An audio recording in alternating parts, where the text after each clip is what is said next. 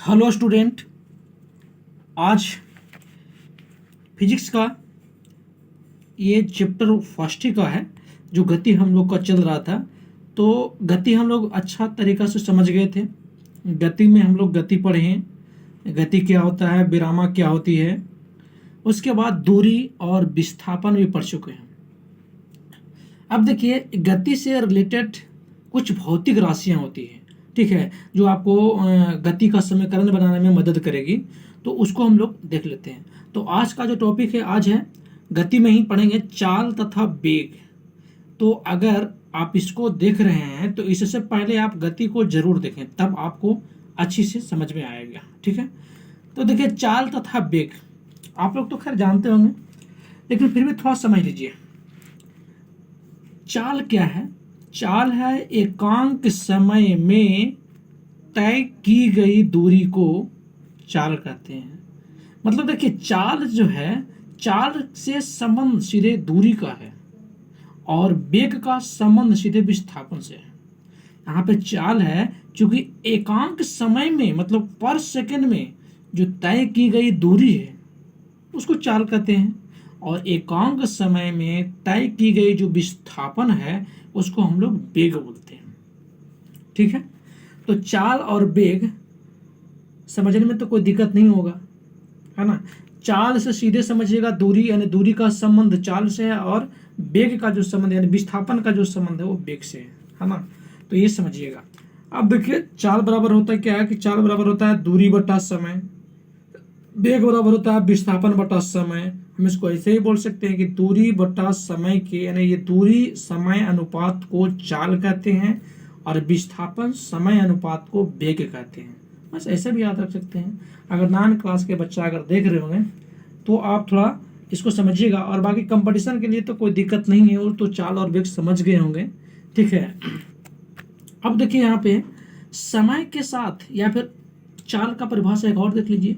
समय के साथ दूरी में परिवर्तन की दर को, मतलब समय के साथ दूरी परिवर्तन हो रहा है, हर एक सेकंड में मतलब परिवर्तन हो रहा है, ठीक है। तो उसको क्या बोलते हैं?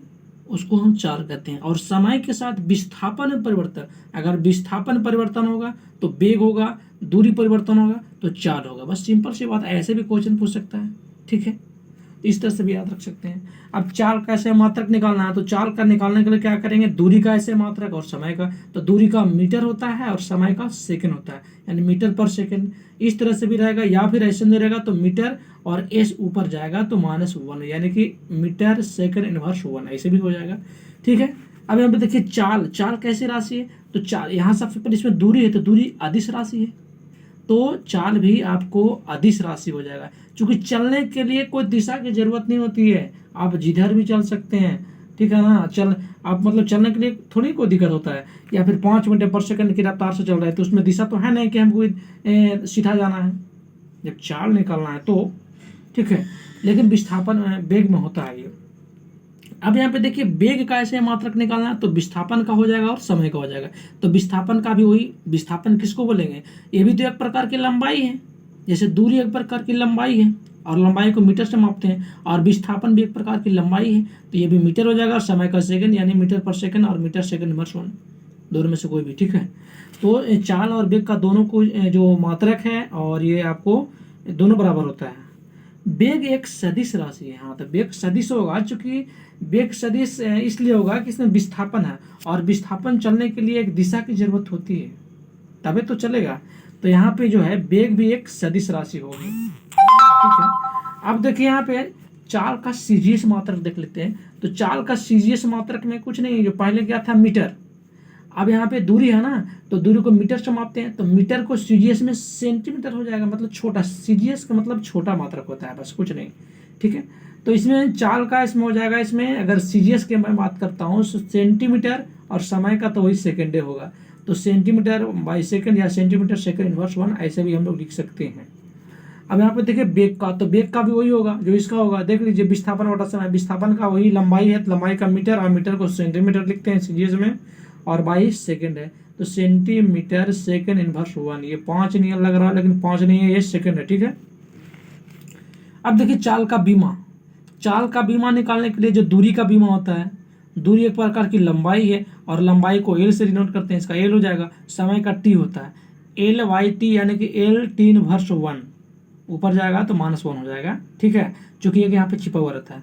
यहाँ पे -1 क्यों हुआ, क्योंकि जो अगर कोई भी अगर यहाँ पे देख लीजिए एक बार, ठीक है ना, अगर यहाँ पे 1/t लिखा हुआ है, इसका मतलब क्या होता है, यहाँ पे पावर में इसका 1 है, ठीक है ना, और ये t ऊपर चल जाएगा तो t-1 हो जाएगा, ठीक है, 2 रहेगा तो t-2 हो जाएगा, इस तरह से होता है। या फिर एल t-1 ये भी हो सकता है, या फिर m0 मतलब कुछ नहीं है ना, m0 एल t-1 ये भी हो सकता है, दोनों एक ही है। वेग का भी वहाँ बस इसी प्रकार के जो चाल का होगा, जो इसका होगा, विस्थापन का भी वही एल से, और समय का तो टी है ही है, तो एल t-1 या फिर ये भी हो सकता है। तो हमें लगता है कि आप लोग चाल और वेग देखिए आप लोग के बहुत अच्छा तरह से समझ में आ रहा है। क्यों, क्योंकि हम लोग जो दूरी और विस्थापन जो पढ़े हैं, जब दूरी और विस्थापन अच्छा से पढ़ लीजिएगा ना, तो चाल और वेग को पढ़ने में कोई दिक्कत ही नहीं करिएगा। बस दूरी और विस्थापन समझिए, इसको एकदम रगड़ते जाइए, कोई दिक्कत नहीं है। इसीलिए जो अगर इसको देख रहे होंगे तो सबसे पहले आप जो है उसको देखिए, यानी कि गति चैप्टर देखिए, तभी समझ में आएगा टॉपिक नंबर 1। अब देखिए यहाँ पे कि जिस प्रकार दूरी विस्थापन से, हम लोग दूरी में पढ़े थे ना कि दूरी विस्थापन से बराबर हो सकता है या बड़ा हो सकता है। दूरी तो कभी छोटा होगा नहीं विस्थापन से, बताए थे वहाँ पे, ठीक है। तो दूरी विस्थापन से बड़ा या बराबर हो सकता है, तो उसी प्रकार चाल जो है ना, ये भी आपको वेग से चाहे तो बराबर होगा या फिर बड़ा हो सकता है, ठीक है। दूरी या जैसे कि दूरी का संबंध चाल से है, विस्थापन का वेग से, तो दूरी विस्थापन से बड़ा या बराबर, तो चाल भी वेग से बड़ा या बराबर होगा। उसके बाद देखिए जिस प्रकार दूरी पॉजिटिव होता है, दूरी तो हमेशा पॉजिटिव होता है, उसमें तो नेगेटिव होगा ही नहीं, उसी प्रकार चाल भी क्या होता है, पॉजिटिव होता है, याद रखिएगा, ठीक है। अब जिस प्रकार विस्थापन क्या होता था, 0 होता था, पॉजिटिव होता था, नेगेटिव होता था ना जी, तो उसी प्रकार वेग भी 0 होगा, पॉजिटिव होगा और नेगेटिव होगा। किस कंडीशन में होगा तो देखेंगे, कोई दिक्कत नहीं है, ठीक है। हम लोग जो विस्थापन अगर समझ गए होंगे कि किस कंडीशन में होगा, तो उसी प्रकार वेग भी होगा। चाल तथा वेग का प्रकार देख लीजिए। देखिए एक समान चाल, इसको यूनिफॉर्म स्पीड बोलते हैं, ठीक है, इसको समझिएगा बढ़िया से।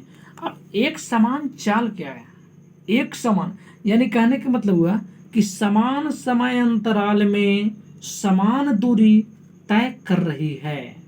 मतलब कोई वस्तु है और समान समय अंतराल में, माने उसका समय सेम ले रहा है और समान दूरी भी तय कर रही है, तो एक समान चाल कहा जाता है। जैसे देखिए यहाँ पे दिया हुआ है डी, यानी दूरी से इसको और टी को इससे, यानी 0 है, 0 मीटर है। यहाँ पे समय तो 0 होगा नहीं, 0 यहाँ समय के मतलब हुआ कि जहाँ से कोई चीज प्रारंभ होता है, समय कभी 0 नहीं होगा, जहाँ से प्रारंभ होता है वहाँ पे समय, ठीक है ना, वहाँ पे 0 होगा, ठीक है ना। तो यहाँ पे देखिए, यहाँ पे आपको 5 यानी देख लीजिए, आपको यहाँ से 1 सेकंड में कितना गया, 5 मीटर। फिर अगला यहाँ से 2 में से गया 1 सेकंड में, फिर आपको 10 में से 5 गया 5, फिर यहाँ पे 3 में से 2 गया 1 सेकंड में 5। यानी कहने का मतलब हो गया कि 40 में कितना हो जाएगा, 5 मीटर पर सेकंड, 1 सेकंड में 5 मीटर, 1 सेकंड में 5 मीटर। मतलब इसमें समय भी देखिए, समय आपको सेम है 1 सेकंड, और ये जो दूरी तय कर रहा है वो भी आपको 5-5 मीटर, तो चाल क्या हो जाएगा, 5 मीटर पर सेकंड। अब 5 मीटर पर सेकंड हर सेकंड में जा रहा है, मतलब इसका कहने का मतलब हुआ कि 1 सेकंड में 5 मीटर, 1 सेकंड में 5 मीटर, ठीक है। तो एक समान चाल समझ गए होंगे, यानी समान समय अंतराल में समान दूरी तय कर रही है, तो एक समान चाल कराएगा। आपको इस तरह से दे देगा ग्राफ और कहेगा कि देखिए तो क्या है ये, एक समान चाल है, एक समान वेग है, मतलब इस तरह से आपको दे देगा, असमान चाल है, ऐसे देगा, ठीक है। तो इसको अच्छा से समझिएगा, ठीक है। उसके बाद देखिए एक समान वेग, बस कुछ नहीं है, यहाँ पे यही रूल यही भी लागू होगा, बस इसमें से विस्थापन होगा तो उसमें दूरी होगी। समान समय अंतराल में समान विस्थापन तय कर रही हो, यहाँ पे दूरी था तो यहाँ पे विस्थापन हो जाएगा, बाकी सब वही रहेगा, तो एक समान वेग कहा जाता है। लेकिन जब वस्तु एक सरल रेखा गति कर रही है, तब देखिए मतलब कि एक समान वेग कब होगा, जब एक सीधा रेखा में जा रहा है तभी ना होगा एक समान वेग।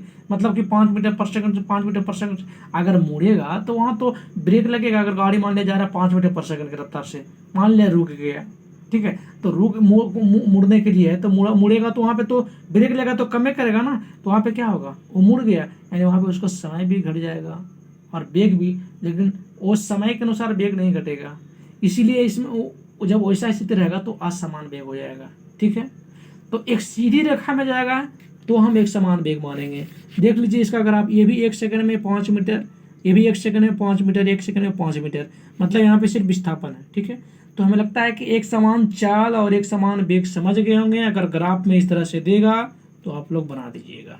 ठीक है, अब देखिए असमान चाल, इसको बोलते हैं असमान चाल या फिर इसको बोलते हैं हम लोग परिवर्ती चाल। असमान या परिवर्ती चाल, नॉन यूनिफॉर्म स्पीड। तो असमान चाल क्या है, इसका उलट दीजिए। कोई वस्तु समान समय अंतराल में असमान दूरी, मतलब समय अगर सेम रहेगा लेकिन दूरी अलग अलग रहेगा, या फिर समान दूरी रहेगा तो समय अलग अलग रहेगा, बस। तो कोई वस्तु समान समय अंतराल में असमान दूरी अथवा समान दूरी असमान समय अंतराल में तय करे तो उसकी चाल असमान। जब चाल असमान होगा तो असमान कहने का मतलब बदलते रहता है, उसको परिवर्ती बोलते हैं या फिर परिवर्ती चाल कहते हैं। तो इसको समझिएगा। ठीक है, अगर कंपटीशन का लड़का के बोर लग रहा है तो देखिए बोर का चीज नहीं है, ठीक है ना, इसको अच्छा से समझिए। इस तरह से क्वेश्चन ग्राफ में दिया जाता है। ठीक है, आप यहाँ पे देख लीजिए, दो लिए हैं, एक लिया है, इसमें देखिए डिस्टेंस 0 है ना, 5 25, यहाँ पे देखिए ये आपको घटाएंगे 1 सेकंड, 1 सेकंड में 5 मीटर गया, चलिए ठीक है। यहाँ पे देखिए फिर घटाएं, 1 सेकंड में कितना गया, अभी 25 में से 5 गया, कितना चल गया, 25 यानी कि 20 चल गया। फिर 1 सेकंड में कितना गया, यहाँ पे 1 सेकंड में फिर आपको गया 5, फिर यहाँ पे 1 सेकंड में 5, यहाँ पे गया था 20। यानी कहने का मतलब यहाँ पे देखिए समय जो है ना, समय सेम है लेकिन ये जो दूरी है अलग अलग होती है ना, यानी असमान चाल है ये। ठीक है, तो समान, ये तो समय तो समान है लेकिन आपको दूरी समान नहीं है। अब भाई दूरी समान नहीं है तो असमान चाल होगा, सिंपल सी बात है।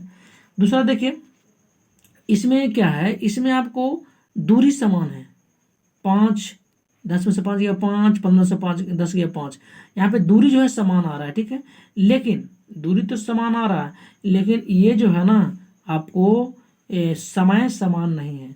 यहाँ देखिए 1 हो जाएगा, यहाँ 3 में से 2 गया 1, 5 में से 3 गया 2, अलग अलग है ना। तो वही बोले हैं कि कोई वस्तु समान समय अंतराल यानी समान सेम रहेगा समय, लेकिन दूरी अलग अलग, और यहाँ पे होगा क्या, यहाँ पे समय अलग अलग लेकिन दूरी सेम, तो वो आपको असमान चाल होगा। समझ गए होंगे बढ़िया से, कोई दिक्कत नहीं है। उसके बाद हम लोग देखते हैं, यहाँ पे देखिए नॉन यूनिफॉर्म वेलोसिटी यानी वेग के बारे में देखते हैं। असमान वेग या परिवर्ती वेग, बस वही एग्जाम्पल लीजिए ना, कोई दिक्कत नहीं है। बस सिंपली बात है कि जब वेग का परिमाण अथवा दिशा, परिमाण मतलब समझ रहे हैं जिसको मापने या तौलने की बात होती है, मापने, ठीक है ना। तो यहाँ पे परिमाण या फिर दिशा दोनों समय के साथ परिवर्तित हो तो वस्तु का वेग असमान वेग या परिवर्ती वेग कहलाता है। नहीं समझे होंगे फिर से समझिएगा। असमान वेग क्या है, जब वेग का परिमाण अथवा दिशा या दोनों समय के साथ बदलता है। मतलब कहने के मतलब क्या हुआ कि यहाँ पे हर समय में बदल रहा है वेग। मान लिया 1 सेकंड में 5 मीटर गया तो हो सकता है कि 1 सेकंड में आपको अभी 10 मीटर जाएगा, हो सकता है कि 5 सेकंड में जाएगा 25 मीटर, मतलब इस तरह से जा रहा है। वहाँ पे आपको वेग जो है बदलते रह रहा है। ठीक है, तो उसको असमान वेग बोलते हैं। ठीक है, अब देखिए तीसरा में औसत चाल। औसत चाल पूछा जाता है तो औसत चाल में हो जाएगा तय की गई कुल दूरी, मतलब टोटल जो आपको डिस्टेंस होगा, कुल दूरी और जितना समय लगेगा उसको औसत चाल कहते हैं। सब जानते होंगे लेकिन एक बार फिर भी रिवीजन कर लीजिए ताकि नंबर में कोई प्रॉब्लम नहीं हो। ठीक है, और औसत वेग तय की गई कुल विस्थापन बटा लिया गया कुल समय। ठीक है, जो यहाँ पे वेग में, औसत वेग में क्या करना है, तय की गई कुल विस्थापन, वही बात है भैया, लेकिन यहाँ पे दूरी हो जाएगा, विस्थापन हो जाएगा। उसके बाद देखिए तात्क्षणिक चाल क्या है। तात्क्षणिक चाल समझिएगा, आप लोग को लग रहा होगा नया होगा। देखिए तात्क्षणिक चाल कहते हैं किसी क्षण विशेष पर वस्तु की चाल, मतलब किसी भी क्षण आप गाड़ी चला रहे हैं, मान लीजिए कि 4 व्हीलर चला रहे हैं और आधा घंटा आपको हो गया, आप जा रहे हैं 10 मीटर पर सेकंड के स्पीड से, तो आदमी फोन किया, पूछेगा कि भाई आप कितना स्पीड से कार चला रहे हैं, तो वहाँ पे था 10 मीटर पर सेकंड, तो सीधे बोलिएगा 10 मीटर पर सेकंड भी है, तो वो तात्क्षणिक चाल हो गया। ठीक है, और जहाँ चाल वही रहेगा तो वेग भी तो वही वहाँ पर ही होगा गाड़ी में। तो याद रखिएगा कि किसी भी क्षण पर तात्क्षणिक चाल तथा तात्क्षणिक वेग सदैव बराबर होती है। ठीक है, तो चाल और वेग अच्छा से समझ गए होंगे। हमें नहीं लगता है कि आप लोग नहीं समझे होंगे। ठीक है, तो इसमें बोर्ड लगने की बात नहीं है। इसको एक बार सिर्फ देखिए ना, एक बार बढ़िया से देख लीजिए, कॉपी कलम के साथ बैठिए, आपको समझ में आ जाएगा। ठीक है, तो जो 9 के स्टूडेंट हैं या कंपटीशन के लिए हैं, दोनों के लिए बहुत फ़ायदा है। कंपटीशन के लिए तो और फ़ायदा ही फ़ायदा है। ठीक है, क्योंकि ये बेसिक लेवल है, और बेसिक जब तक नहीं समझिएगा ना तब तक कोई फायदा नहीं है। इसीलिए बेसिक को जरूर समझिए। समझिएगा कि ये तो आ ही रहा है हमको, औसत चाल के औसत वेग क्या है, लेकिन इसको प्रैक्टिकल करिए और देखिए, ताकि न्यूमेरिकल से क्वेश्चन कंपटीशन में पूछा जाता है। खास करके रेलवे ग्रुप डी साइंस के लिए अभी एग्जाम जो चल रहा है बहुत इंपॉर्टेंट है उसके लिए। ठीक है, तो ये चाल और वेग हो गया। हम लोग अभी तक क्या क्या पढ़े हैं, चाल वेग हो गया, और चाल वेग अभी पढ़े हैं। उसके बाद पहले दूरी और विस्थापन हो गया था, गति हो गया था। आगे हम लोग त्वरण पढ़ेंगे, और त्वरण जब खत्म होगा तब हम लोग गति का समीकरण पढ़ेंगे और ग्राफ बनाएंगे और न्यूमेरिकल बनाएंगे। इसीलिए लगातार आप लोग सबसे पहले देखिए गति को, और गति में दूरी विस्थापन दिया हुआ है, उसके बाद यहाँ पे आपको दिया हुआ है चाल और वेग। आगे हम लोग पढ़ेंगे ये त्वरण पढ़ेंगे। ठीक है, तो अगर मेरी वीडियो को सब्सक्राइब नहीं किए होंगे तो एक बार कर लीजिए, ताकि अगर हम बैठाते हैं तो नोटिफिकेशन चला जाएगा। ठीक है, ओके, जय हिंद।